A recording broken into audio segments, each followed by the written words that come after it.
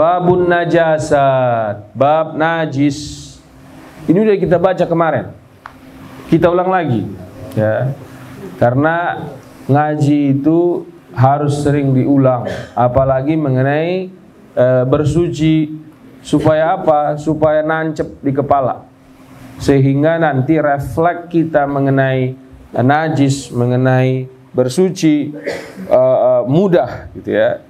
Apa kata al-muallif rahimahullahu ta'ala, wa adamallahu an-naf'a bi'ulumihi wa bi'ulumi sa'iris salihin fi darain amin. Al-muskirul ma'i'u wal khinziru wal kalbu ma' fara'aihima was-suru. Ya. Yang mabok, yang memabokkan, yang cair. Nah ini ya, karena di zaman beliau yang memabokkan belum ditemukan yang padat. Nah itu ya. Maka baca fikih itu jangan semuanya ada orang baca fikih pokoknya kata ulama nggak bisa begitu ya. Di sini bilang al-muskirul ma'i'u, yang memabokkan, yang cair. Di masa itu yang memabokkan itu baru tuak and the gang, ya kan? Belum ada yang lain, khamar ya. Kalau di negara Arab dibikin dari tandan korma, nah, ya, dibikin dari tandan korma atau dibikin dari buah korma. Nah, ya. Saya tahu cara buat itu ya, dari korma jadi nanti. Jadi, enak kata orang yang pernah minumnya ya gitu ya. Si tuak dari korma ini. Kemudian waktu itu yang ada khamar dari inab, dari anggur, nah, gitu ya. Kalau sekarang pertanyaannya harus ditanya lagi, ganja itu najis apa enggak? Oh, gitu ya. Harus ada ulama-ulama yang bahas ya. Harus ada dibahas oleh ulama. Heroin itu najis apa enggak? Bendanya najis apa enggak? Ya. Maka disinilah perlunya ulama-ulama muda bekerja sama dengan cendekiawan muda. Di sini kan kita harus perlukan siapa namanya, ahli fisika ya, yang mengetahui kandungan-kandungan ini semua, baru kita keluarkan fatwanya. Makanya di zaman modern ini banyak diperlukan fatwa baru, tapi ulama tidak bisa bekerja sendirian ya. Ulama harus bekerja sama. Ya, ulama harus bekerja sama dengan ilmu-ilmu yang lain. Misalnya apa? Ilmu fisika, ilmu kimia dan lain-lain gitu ya. Al-muskirul ma'i'u wal khinziru. Yang kedua di sini disebutkan babi, wal kalbu dan anjing. Ma' far'aihima, beserta keturunan dari keduanya, beserta keturunan dari keduanya. Wasuru, di sini artinya oleh Imam Ramli, ai baqiyatul kalbi wal khinziri wa far'ihima ka'azamin wa sya'rin wa damin wa baulin wa irqin. Wasuru ini dan bekas atau bagian yang terpisah dari anjing dan babi, misalnya tulangnya, rambutnya dan lain-lain, itu semuanya najis ya. Hanya saja di sini ada perbedaan yang harus dijelaskan. Kalau al-muskir al-ma'i, tuak tadi, itu najis pertengahan namanya ya.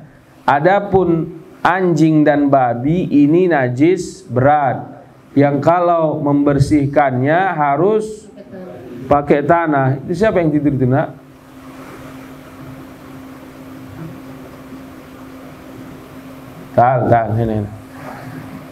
Ini aja sini.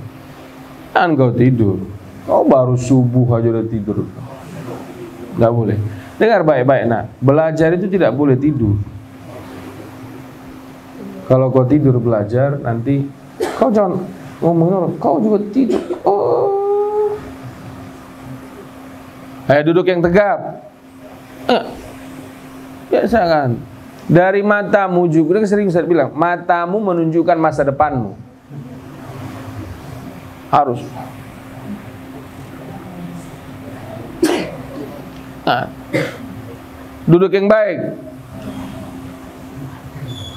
Ayo duduk yang baik. Wa maitatun ma'al 'idhami wasy'ari was-sufula ma'kulatun wala bashar. Bangkai. Nah, ini sekarang bangkai. Tadi sudah kita sebutkan dua najis berat, yaitu anjing dan babi serta keturunan keduanya. Nanti disebutkan cara mencucinya. Kemudian ini masuk lagi beliau Ibnu Ruslan menjelaskan tentang najis pertengahan. Bangkai. Yang najis di situ apa? Tulangnya juga bulunya. Daging, tulang, bulu semuanya jadi najis. Bangkai ya. Apa itu bangkai? Hewan yang tidak dimakan mati, atau hewan yang dimakan mati tidak disembelih. Ya, gitu ya. Hewan yang dimakan mati tidak disembelih, atau hewan yang tidak dimakan mati. Ya.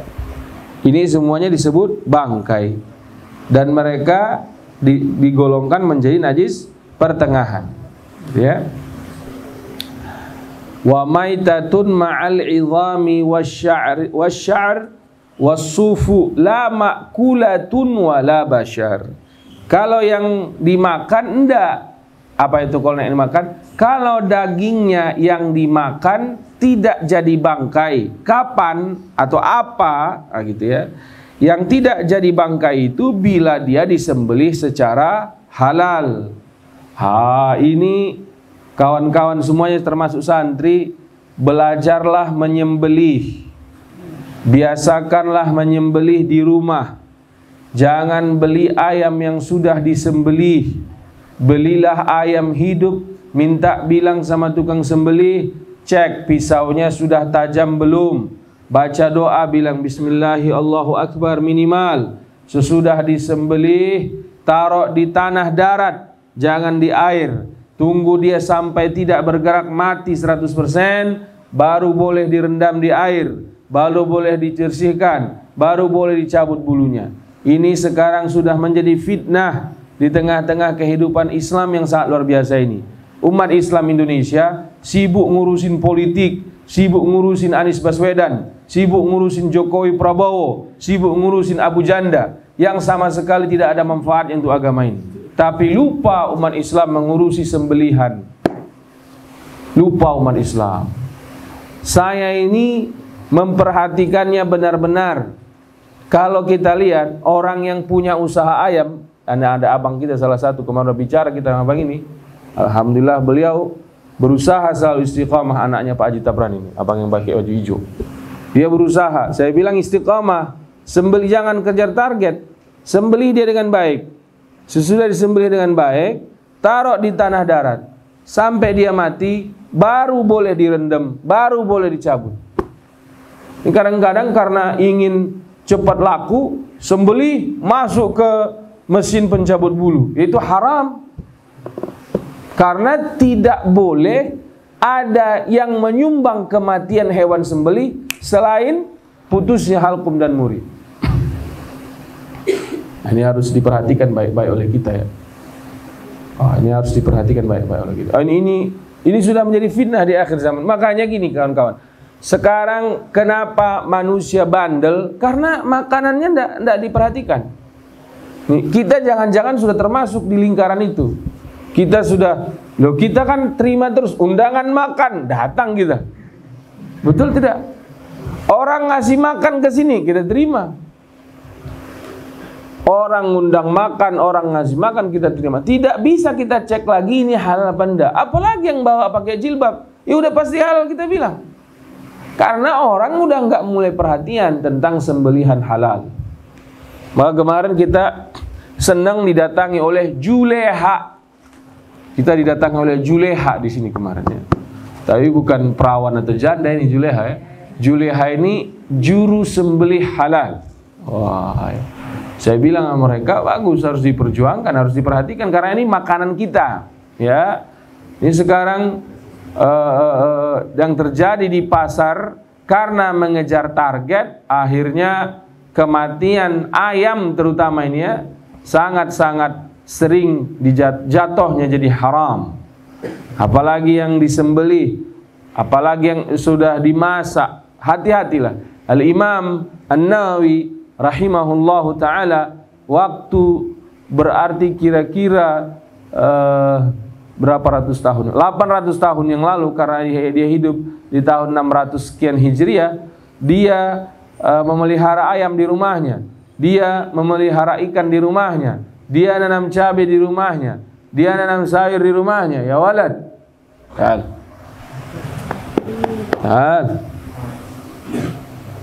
ini jangan ngantuk Rajo. Nah, ini di zaman itu Al-Imam An-Nawawi sudah sangat khawatir tentang makanan yang halal, ya. Nah, kita juga harus hati-hati, apalagi zaman kita ini. Saya sarankan kepada kita semua, hati-hati, pilihlah tukang sembelih yang beragama Islam. Ini kawan ya, di salah satu pasar, bukan di salah satu, di beberapa pasar di Jakarta kita ini ditemukan penjual ayam, ya orang Kristen yang nyembelih dia. Kalau Yahudi masih kita terima, masih kita terima, karena Yahudi masih baca Bismillah saat dia sembelih. Itu pun Yahudi yang ahli kitab sudah juga sulit kita nyarinya sekarang, kan gitu. Karena kitab yang mereka pegang sekarang ini kitab yang sudah sudah didaur ulang berkali-kali. Nasrani juga sebenarnya boleh kita makan sembelihannya, sembelihan ahli kitab. Tapi ya siapa sekarang Yahudi dan Nasrani yang masih ahli kitab? Nah, itu permasalahannya di situ ya. Nah, makanya hati-hati. Kalau kau beli ayam di pasar, pastikan yang nyembelihnya orang Islam. Dan pastikan yang nyembelih ini paham ilmu sembelihan. Hati-hati kita ya. Hati-hati. Sekarang ini banyak makanan yang jangankan sehat, mengenai najisnya saja pun sudah sulit kita perjuangkan. Maka hati-hatilah kita semuanya. Nah, karena kita kurang perhatian terhadap hal-hal seperti ini, tadi kita bilang, maka muncullah keras hati, maka muncullah manusia yang bandel, ya, yang tidak merasa malu korupsi, yang tidak merasa malu mencuri, yang tidak merasa malu melakukan hal-hal yang diharamkan oleh Allah. Akhirnya dia berzina sembarangan. Kan sekarang cobalah lihat ya, di zaman-zaman dulu, ini mohon maaf nih, ini anak kecil nggak apa-apa supaya mereka tahu. Di zaman-zaman dulu, di zaman Bang Andre SMP, nonton video porno itu gampang apa sulit? Sulit. Harus ngendap-ngendap, harus macam-macam, harus banyak prosesnya baru bisa. Itu penjaga video porno itu pun kalau dia lihat anak di bawah umur disuruh pulang sama dia. Itu zaman dulu. Zaman sekarang perempuan membuka bajunya di TikTok banyak. Nah, ketawa dia kan, karena dia nonton, dia udah. Oh, bahaya TikTok ini udah bukan TikToknya yang salah, ini kesalahan yang sudah akumulatif ya, udah dari mana-mana. Ya. Kita kemarin dengan sahabat yang ahli statistik media sosial, baik Google, Instagram, apalagi ya, TikTok, YouTube. 4 nih ya, Google, Instagram, TikTok, YouTube. Bersama sahabat, dia kan bisa gampang sebenarnya, yang pandai komputer bisa dicek grafik statistik media sosial yang paling sering dibuka, itu rating pertamanya ya konten video porno. Kenapa itu terjadi, Pak? Pengawasan dari orang tua kurang, iya juga. Karena orang tua udah nggak perlu ya. Zaman sekarang ini orang tua beda dengan orang tua zaman dulu, sangat jauh berbeda. Yang kedua, yang paling sulit kita hindari makanan ini.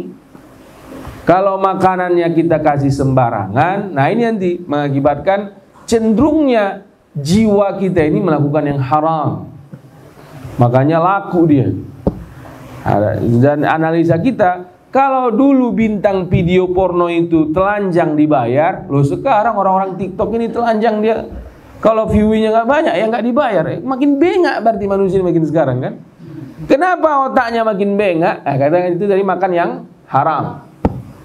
Dia yang orang tahu yang haram itu hanya anjing dan babi. Tidak, ayam kalau tidak disembelih dengan halal menjadi apa? Haram. Sapi kalau tidak disembelih dengan halal menjadi haram. Kambing kalau tidak disembelih dengan halal menjadi haram. Maka belajarlah menyembelih sesuai dengan tuntutan Rasulullah Shallallahu Alaihi Wasallam. Gitu ya. Maka supaya aman makan apa? Ikan. Ikan nggak ada itu sembelih, ketok goreng halal sudah. Ikan halal. Ya. Atau telur ayam, telur bebek halal. Atau sayur mayur sudah halal. Itu pun nanti ada bab-bab yang harus diperhatikan dalam hal makan ini. Kemudian kawan-kawan, adik-adik santri dengarkan baik-baik. Chandra, kan? Ini.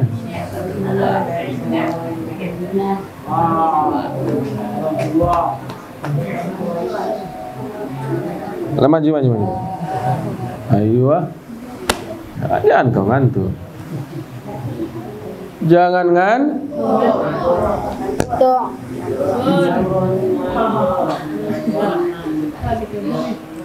Kemudian itu tadi mengenai hewan yang mati yang dimakan. Kalau matinya tidak disembelih, jatuhnya jadi apa? Bangkai. Atau kalau disembelihnya tidak sah, juga jatuhnya jadi bangkai dan haram. Ya, hurrimat alaikumul maitah, diharamkan bagi kalian bangkai. Hati-hati kita semua ya.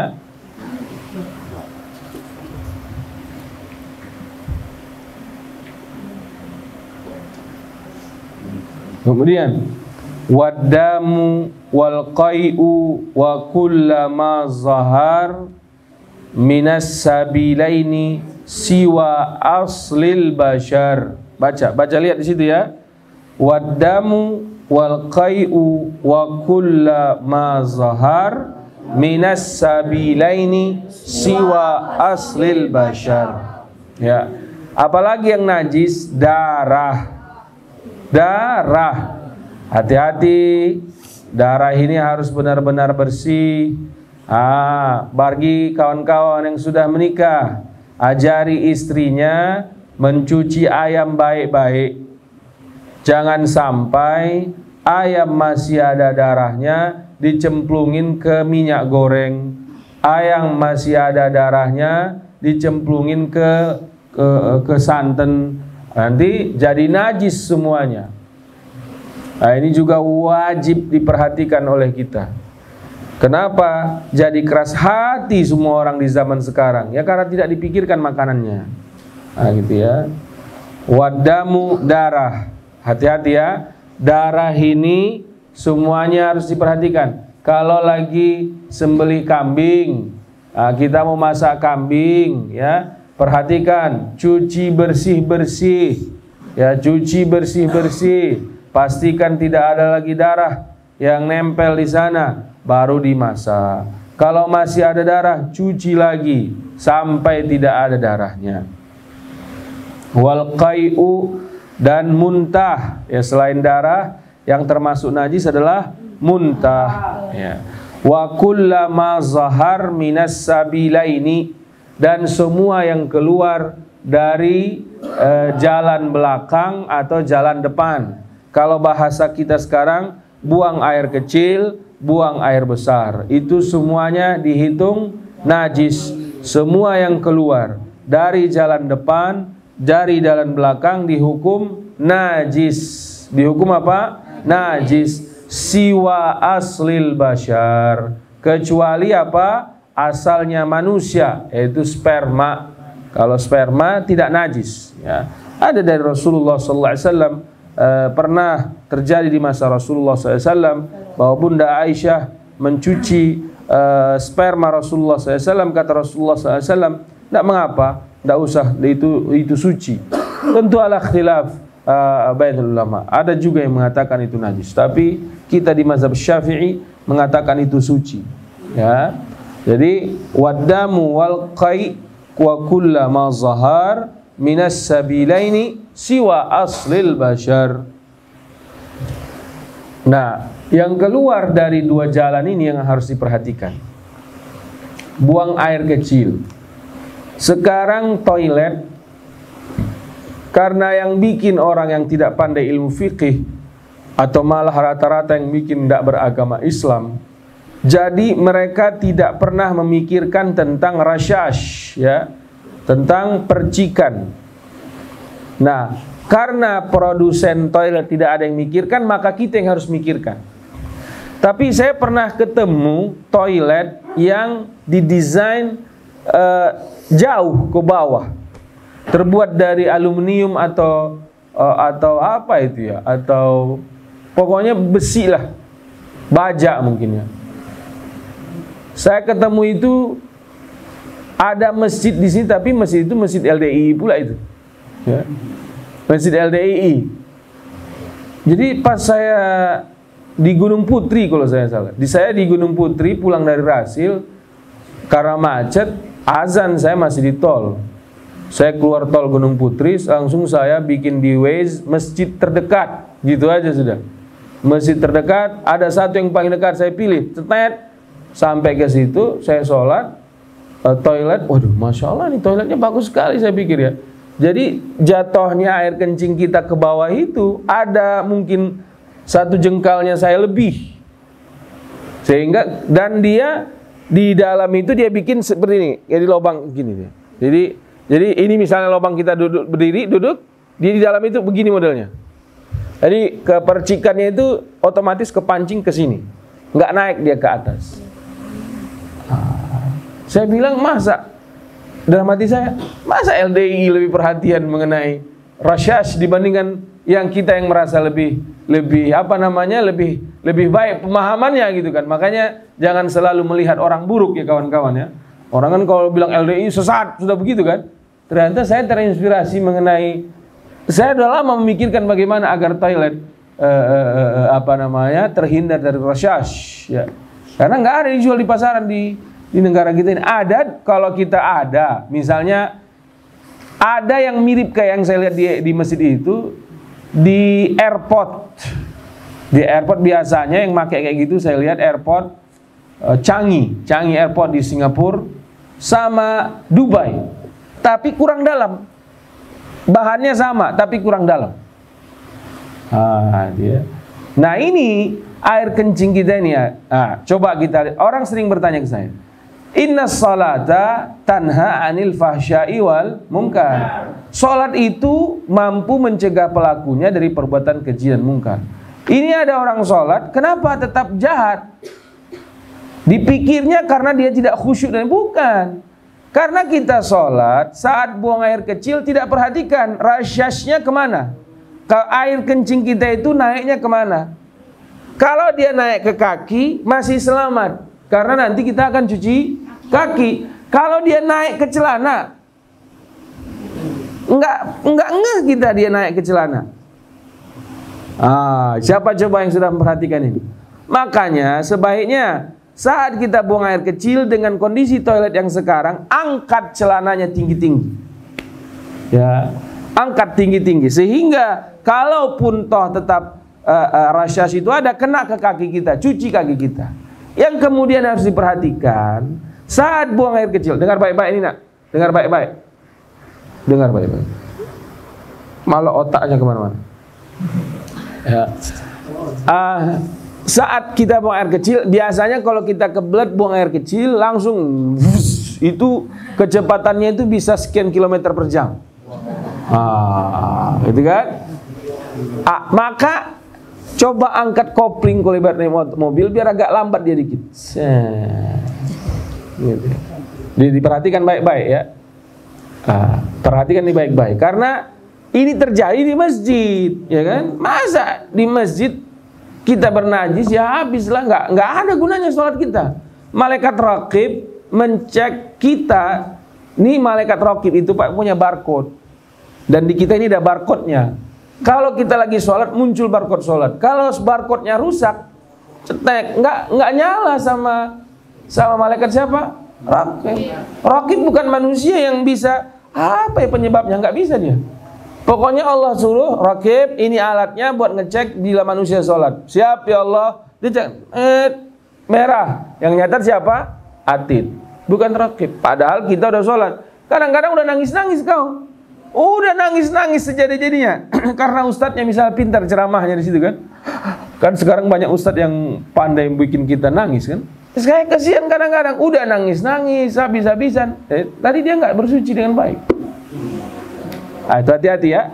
Perhatikan ini baik-baik.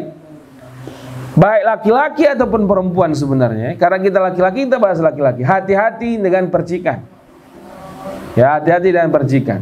Yang kemudian, kalau kau kencing berdiri lagi di toilet masjid kan, ini yang kita juga harus didakwahkan. Kalau bisa dikurangilah pemakaian toilet kencing berdiri, karena itu dipakai Nabi hanya saat darurat. Ya, itu dipakai oleh Nabi. Nabi pernah nggak kencing berdiri? Pernah, karena darurat. Terus apakah yang dilakukan Nabi darurat boleh kita pakai sering-sering? Tidak boleh. Nah, dia. Maka bila ada di sini nazir masjid, usulkan ke masjid bahwa kencing yang berdiri ini harus dikurangi. Mending kita wakafkan tanah untuk lebih luas lagi biar banyak toiletnya. Kadang-kadang ada masjid yang sayang perasaan dia membangun toilet banyak-banyak. Salah. Justru ibadah kita ini sangat bergantung dengan apa? Toilet. Bangun baik-baik toiletnya, bangun bersih-bersih toiletnya. Itu ya. Tapi lagi-lagi tadi karena kita berhadapan dengan produsen kloset tidak memahami fikih, maka kita yang harus belajar. Ya, jadi kalau perlu kain sarung dan celana taruh di cantelan, baru kita buang air kecil, buang air besar di toilet. Sehingga nanti selain kita istinja, kita cuci apa? Cuci kaki. Nah, kita cuci kaki kita baik-baik. Ya, itu tentang buang air kecil dan buang air besar. Juga buang air besar, mohon maaf. Ya, ini namanya belajar fikih harus kita jelaskan ya. Saat buang air besar, jangan dia dicuci tempat keluarnya saat dia tidak mengeluarkan buang air besarnya. Justru saat kita mencucinya, saat kita istinjanya, posisikan kondisi kita persis seperti saat mengeluarkan buang air besar. Artinya ngeden sedikit. Karena kondisi si cincin dubur kita didesain oleh Allah SWT sesempurna-sempurnanya. Jadi ketika dia keluar mengeluarkan benda yang harus dikeluarkan. Tapi ketika dia nggak keluar, dia kuncup lagi. Bila dia kuncup lagi dan kau cuci di bawahnya saja, ada lingkaran yang memang didesain oleh Allah SWT untuk memudahkan keluarnya kotoran itu, tidak tercuci. Nah, ini akan mengakibatkan penyakit. Saya ke tahun berapa haji dengan dokter spesialis operasi penyakit dalam, ya, operasi penyakit dalam, ya, khususnya penyakit dalam usus. Dia menemukan banyak sekali di akhir-akhir ini orang penyakitnya kanker anus, ya, kanker anus. Ya, apa penyebabnya? Di antaranya karena dia tidak pandai istinja, buang air besar. Ya, karena dia buang air besar, dia nyucinya setelah saya kuncup di cincin duburnya itu kotor. Ya, itu mengakibatkan sholat tidak sah. Ya, sholat tidak sah. Dan bukan hanya sekedar sholat tidak sah, nanti datang apa? Penyakit. Datang apa? Penyakit. Maka hati-hati ya. Kullu ma zahar minas sabilain, dan semua yang keluar dari dua jalan. Ya. Siwa aslil bashar, kecuali sperma, kecuali apa? Air mani. Kalau air mani tidak najis, tapi ada mazi namanya. Kalau mazi najis.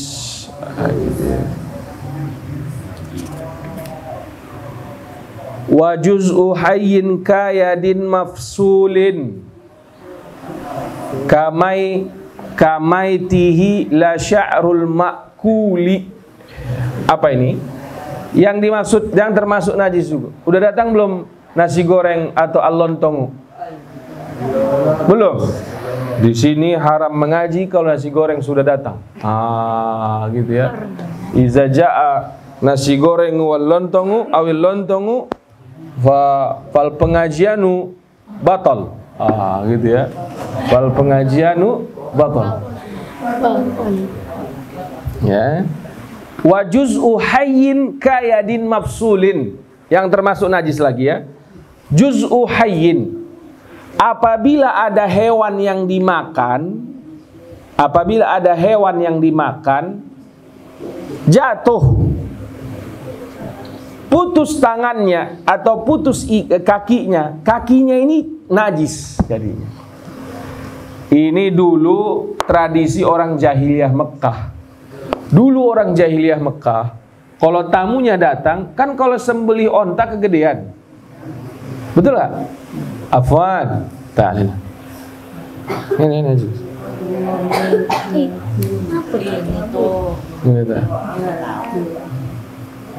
Kau nggak ngantuk, tapi kau main apa tadi? Dikit lagi, dikit lagi, dikit lagi, dikit lagi, dikit lagi. Belajar main. Biasa dari kecil biasakan belajar baik-baik. Paham nak? Belajar itu harus baik-baik. Loh, dengar baik-baik. Belum tentu juga belajar baik-baik dapat kau ilmu. Ya? Tapi ada orang yang nakal. Baik-baik belajar juga belum tentu dapat ilmu, mending gua nggak baik-baik. Itu salah. Itu ya. Yang benar itu baik-baik belajar aja belum tentu dapat. Gimana kalau nggak baik-baik? Maka tetap harus baik-baik. Paham kau? Buka bukunya mana yang kita yang baca mana? Ayo. Mana? Bukan itu sekarang. Iya, makanya diperhatiin. Wa juz'u hayyin, dan bahagian yang hidup tapi mafsul, terpotong. Nah, dulu orang jahiliyah Mekah, bila datang tamunya, dia nggak mau nyembelih onta, maka dia potong khas luar saja, dia potong, baru dia kasih obat, itu dia goreng. Nah, ini makanya muncul hukum ini dalam agama ya, karena di zaman dulu orang jahiliyah Mekah suka tidak menyembelih hewannya, tapi memisahkan dagingnya padahal dia masih hidup. Nah, ini perlu dibahas, tapi ya saya nggak bisa mengeluarkan fatwanya. Sekarang ini ilmu modern tentang peternakan, mereka ingin mempelajari pakan ternak terbaik. Maka apa yang mereka lakukan? Perut sapi dibolongi, dibikin semacam alat, hidup tetap sapi itu. Jadi makannya semua normal. Cuman hanya saja, jadi si profesor ini punya akses ke usus sapi. Dia dikasih makan rumput ini, sesudah masuk ke dalam, nanti dianalisa sama mereka. Ini hukumnya apa ini? Boleh nggak kita memperlakukan sapi seperti itu? Kemudian cloning sapi, boleh nggak hukumnya? Ini ustadz-ustadz yang hadir ini kita harus bahas ini ya. Tapi harus ada orang ilmu, apa namanya itu ilmu itu kan? Nah itu. Jadi sekarang itu sperma jantan sapi bisa diambil. Satu sperma jantan itu kalau dimasukkan langsung oleh jantan ke betina, itu hanya menghasilkan paling banyak berapa sapi? 2. Paling banyak, dan itu jarang sekali. Normalnya berapa? 1. Dengan ilmu pengetahuan, dirangsang si sapi ini supaya dia keluarkan spermanya, disimpan. Itu ada 2 juta bibit sapi di situ. Potensi hidupnya 50-50. Kalau 50-50 berarti ada berapa? 1 juta. Maka pertanyaan profesor ini adalah, kan mubazir Ustaz Salman kalau si jantan yang memasukkan ke betina. Si jantan yang masukkan betina, berarti yang hilang 1.999 benih yang hilang. Oh, kalau kita pakai ilmu modern, yang hilang hanya berapa? 1 juta benih. Karena potensi hidupnya 50-50. Yang makin gila lagi, ini ya ilmu pengetahuan ini, itu bisa dibikin untuk manusia. Ya. Jadi manusia, spermanya diambil, bisa disimpan. Bisa 30 tahun, bisa 70 tahun umurnya, bisa. Makanya kemarin kita ditanya, ada orang Australia tinggal di Indonesia. Karena mereka ini saintis, jadi suaminya berpesan, kalau aku duluan meninggal, suntikkan kembali spermaku ini. Gitu ya. Meninggal dia duluan, diambil lagi spermanya ke laboratorium, masukkan lagi. Ini konsep bayi tabung yang sekarang dibikin ya. Jadi anaknya padahal suaminya sudah meninggal. Ini bagaimana hukumnya ini? Itu harus fatwa ulama. Saya nggak berhak di situ ya. Hanya saja saya mengilustrasikan untuk betapa PR agama umat ini banyak. Nah, makanya saya kadang-kadang kesel sama umat itu. Kenapa? Pertanyaannya puasa Rajab, pertanyaannya istighfar Rajab. Ini pertanyaan-pertanyaan yang nggak penting sama sekali ya.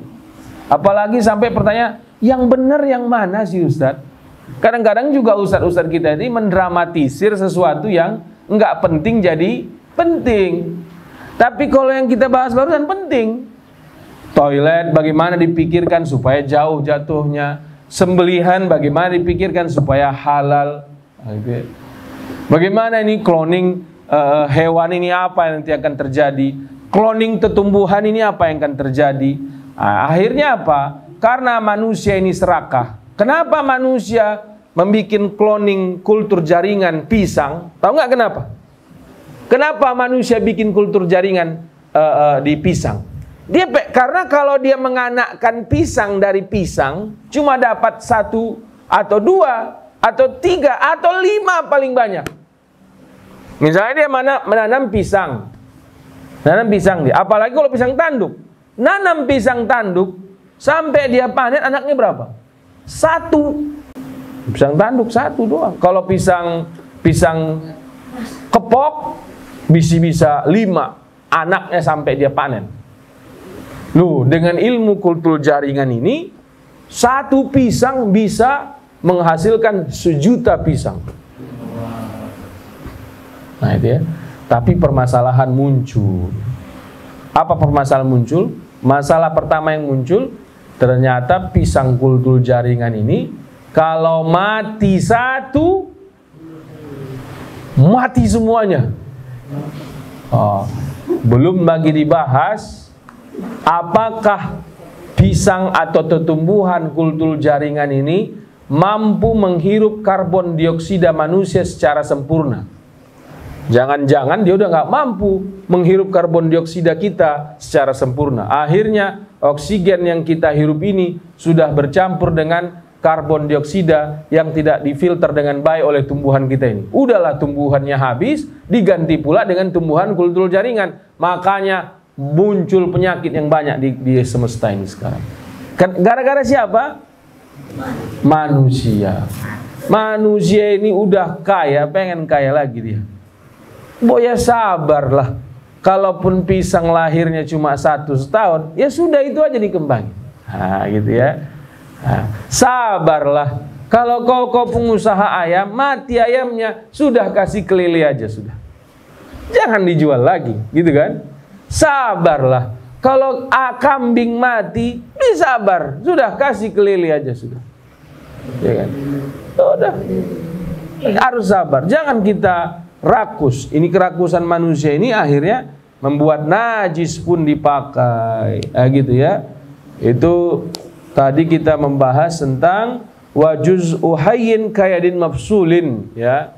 Nah, jadi daging yang terpisah sementara hewannya masih hidup itu najis, dan jangan lakukan itu dengan sengaja seperti yang dilakukan oleh orang-orang jahiliyah di zaman dulu. Kamaitihi, seperti bangkanya. La sya'rul ma'kuli,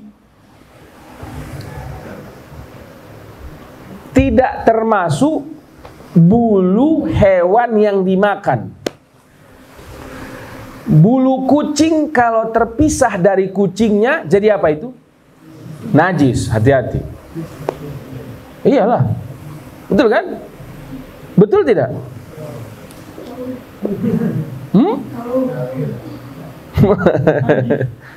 Ya, nanti ada di bawah ya. Jadi bulu yang terpisah dari hewannya, bila hewannya halal dimakan, boleh. Bulu kambing boleh nggak? Boleh. Boleh. Bulu sapi boleh nggak? Boleh. Boleh. Bulu ayam boleh nggak? Boleh. Bulu angsa boleh. Boleh. Nah, itu kucing, hati-hati nak, jangan kau ini ya. Nah, makanya hati-hati ya. Wa juz'u hayyin kayadin mafsulin kamaitihi la sya'ril ma'kul. Kalau sya'ir ma'kul ndak. Wasufuhu warishuhu wariqatuhu wa araqun wal misku thumma fa'ratuh. Nah, ini masih membahas tentang beberapa hewan yang boleh dimakan, tapi rish ini ayam ya. Suf itu domba wool. Makanya di Australia ada domba yang juga dibuat hasilnya apa? Woolnya. Wah, kita ingin juga tuh dapat bibit itu ya. Jadi ternyata kambing ini kawan-kawan, usaha kambing ini, usaha dagingnya, usaha susunya. Ternyata usaha susunya lebih keren lagi. Yang lebih keren lagi tahu nggak apa? Apa? Bulunya, ya benar. Kita belum punya tapi kambing bulunya di sini ya. Domba yang bulunya dijadikan wool kita belum punya. Yang lebih keren lagi yang nggak kehitung sama orang adalah apa? Kotorannya. Wow, ini ya. Kita kemarin ngobrol ini ya. Ternyata tahu trubus nggak kawan-kawan? Trubus itu kaya karena media tanam. Ya. Maka di trubus itu kalau kita belanja ke trubus, ini media tanam aglo, ini media tanam puring, ini media tanam apa lagi? Ini media tanam banyak media tanam dibikin. Ini media tanam tabu lampot. Itu yang bikin mereka kaya. Dan bahan pokoknya pakai apa? Kambing. Jadi mulai sekarang nak, kambing itu emas. Oh. Dan kalian akan diajari nanti ya. Akan diajari kalian nanti bagaimana mengaracik sekam, arang batok halus, atau kalau bisa sekam bakar, kemudian embek diaduk jadi satu. Wah, itu kalau dijual per kilonya berapa? Itu jadi hepeng semua itu. Ya. Nah, ini embek. Nah, kita sebenarnya tadi membahas bulu suf. Suf itu bulu domba. Nah, si bulu domba ini juga jadi apa? Hepeng. Nah, karena di sini banyak kawan-kawan yang datang, kawan-kawan mulailah pikirkan beternak kambing. Ya, mulailah pikirkan beternak apa? Kambing atau beternak yang lain. Karena dunia ini sudah semakin menunjukkan gejala-gejala yang berbeda ya. Dunia ini sudah menunjukkan gejala-gejala yang berbeda. Kita pernah membaca hadis dari Rasulullah SAW, ada isyarat dari Nabi bahwa di akhir zaman nanti yang hidup adalah orang yang lari ke gunung, kata Rasulullah SAW ya. Bahwa yang hidup nanti di akhir zaman, yang bisa bertahan hidup di akhir zaman adalah orang-orang yang lari kemana? Ke gunung.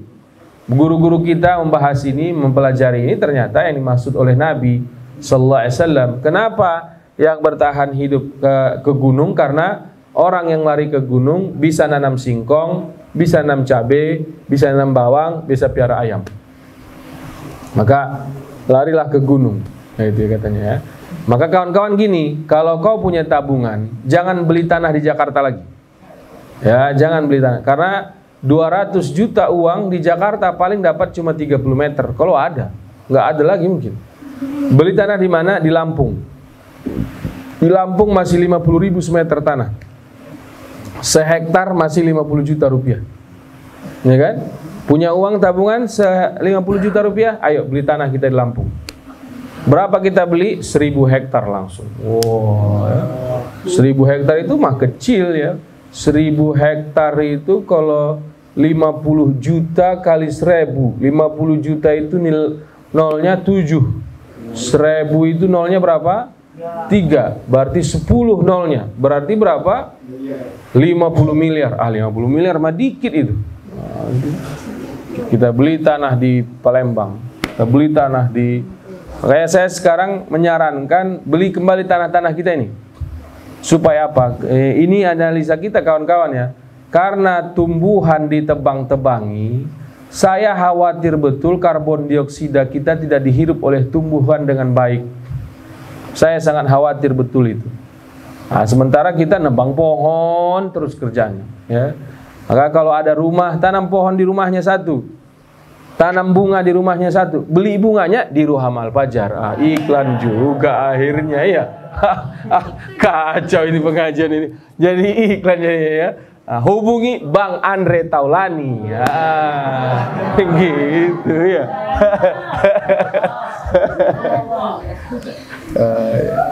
Di Ciputat kawan-kawan, di rumah dikontrakan bikin satu pohon. Nggak sanggup kau beli eceng gondok aja taruh di situ. Loh, karena di rumah ada berapa orang? 5 orang. Perlu karbon dioksida kan yang menghabisi dia. Wajib wajib. Beli pohon, taruh di depan situ. 2, 3, 4 bikin di situ. Ini bukan masalah hiasan lagi, Pak. Ini masalah bertahan hidup kita nanti. Karena sekarang udah gedung tinggi. Makanya rupanya kenapa Nabi bilang tanda-tanda kiamat itu gedung makin tinggi. Di sini baru paham saya, kawan. Nabi bilang nanti kiamat itu datang sesudah yatatawaluna fil bunyan. Sesudah nanti orang meninggikan bangunan. Kenapa? Lama saya pelajari itu. Apa hubungannya meninggikan bangunan dengan kiamat? Rupanya masalahnya oksigen. Kalau gedung makin tinggi berarti pohon makin habis. Kalau pohon habis maka tidak ada lagi yang memakai karbon dioksida kita. Kan kita ngirup apa? Oksigen, karbon dioksida. Karbon dioksida ini asam. Bila yang keluar ini asam ini tidak difilter sama tumbuhan, maka yang kita hirup kembali adalah apa? Asam. Kalau asam masuk ke usus, ke paru-paru kita, habis sudah. Mati kita langsung. Makanya misalnya nih ya, ini kedap udara.